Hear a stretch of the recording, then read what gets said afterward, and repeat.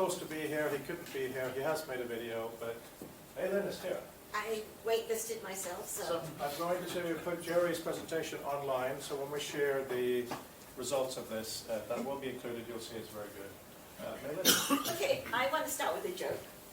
My husband thought it was hilarious. He's Australian, and he said, "Oh, and now we will have the interpretive dance explanation of the Riemann hypothesis." And I thought it was hilarious then, but after today, I actually think maybe, well, I'm getting close to that. So Vint kindly joined me to form the People-Centered Internet back in 2015. But I just want to say that my background is really that I feel connected to the first two nodes of the internet. And Vint will want me to say the equivalent of Douglas Engelbart at UCLA was Professor Len Kleinrock. However, this is just to show my personal connection to the two nodes, which is that I've worked with both of them. And then I did various things, including CRM, came up with some of the original ideas of it, took Andy Grove's ideas at Intel, moved them over to Oracle. We did the first CRM system, and the rest is history. $80 billion industry by 2025. But I was really distressed to see what I felt was my baby become a serial killer, and I saw the weaponization of the software that I imagined would help business customer relationships lead to things like the Wells Fargo scandal, etc. So I went to Vint and said, I think we need to actually make a stand because our challenge is huge. So if we look at IPv4 and put all those addresses in the size of a beach ball, IPv6 is the volume of the sun. So our understanding and intuition that we've developed for the internet over the last 20 years, we've got a long way to go. And we now need to think about, well, how do we want to navigate this kind of world? And I want to go back to the history, and I'm certainly interested to see if it has a different interpretation of the history, but the National Research and Education Institutes, the network of them, were the internet came to us because people did it. It was not a big UN or World Bank or NSF or anything. The most moving thing when I helped to do the TCP/IP 40th anniversary was the widow and the daughter of the Moscow State University professor who brought the internet to Russia. He said this is the thing he was most proud of in his whole life. He didn't know if he would be sent to prison or whatever for it, but he did it.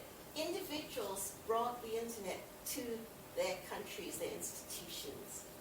And we have a gift that was given to us by the pioneers of the internet, all the Internet Hall of Famers, but also many, many people who sacrificed and took risks, which is that we need to see, can we get to the sun in a way that people can thrive, and not in a way that makes a lot of money for just a few people.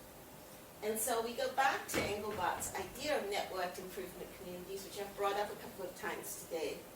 And he named it after the NIC, which was a fundamental, that's how the internet spread, because he saw this as the next way of spreading it. We have to be in community, otherwise the technology is so powerful, it can corrupt absolutely for an individual. But we as humans, how we overcome the second law of thermodynamics is really civilizing, and our collective intelligence really is what we should be measuring and how we move ahead.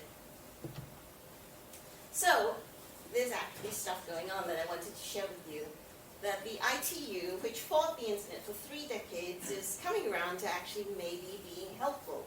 And this is what we want to take advantage of.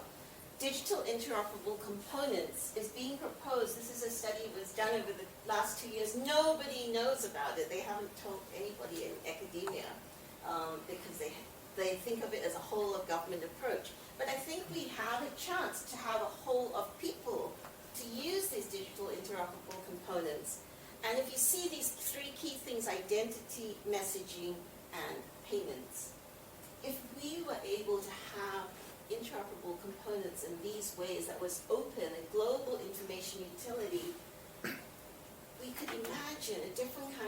and they talk about the Lewis and Clark Trail. The Lewis and Clark Trail, Americans know this, but probably not in the UK.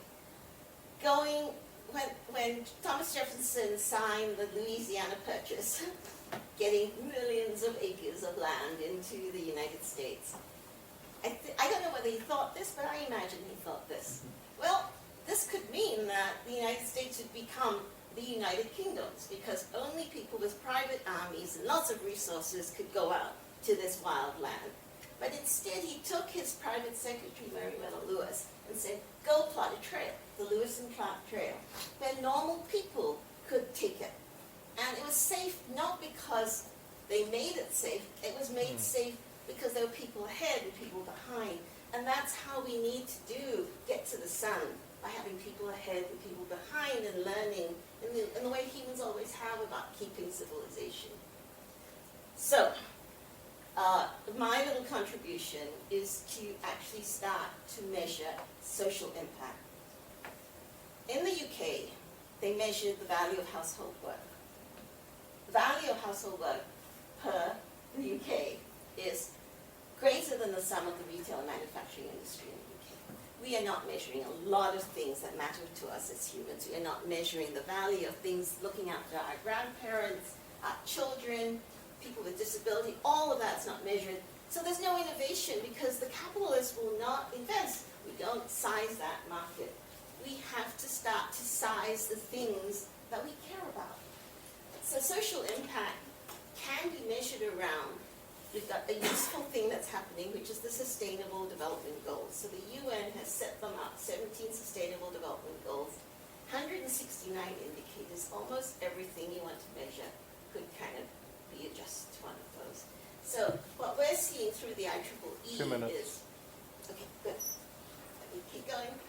So the next stage is actually to take advantage of what the UN and other groups are doing, is to look at the schools. So remember, the internet spread through the research and education institutions. The next phase is the schools. This mapping exercise is just being launched. And we could actually use this to spread the digital interoperable. And then finally, some topics here. The models, right? Experimental economics everywhere.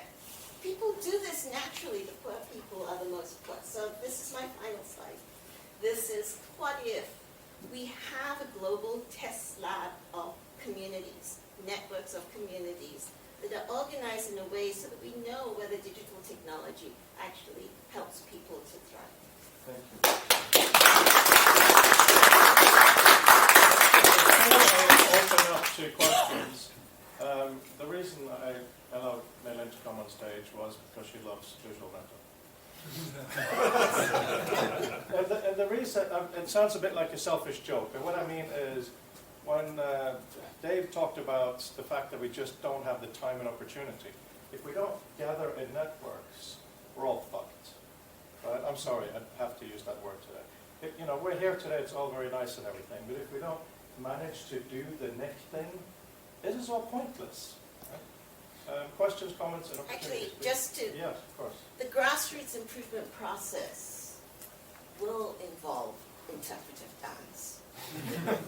It has to take the language of whoever is out there and what they want to do.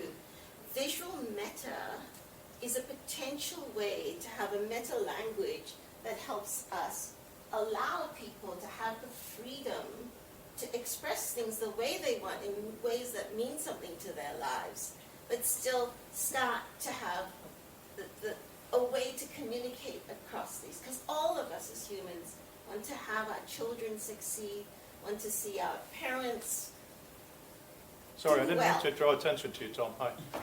Okay, so visual meta, I think we should all come together on visual meta. It's nice for you to say that, but the thing is, we heard from so many great, proper philosophers and neuroscientists over the last few sessions talking about an amazing future. But at some point, we've got to put some stamps on a dead pig as well. It has to be cheap, right? Innovation, if it is expensive, someone like me, independent developer, even though I've had support, thank you, Vince, I can't afford to do expensive stuff. I can't afford to do VR everywhere and change the entire supply chain. So by working with Mela and people to actually get together and make things link super cheaply, That would be great. We have, no we don't. Pip. Thank you, Mary.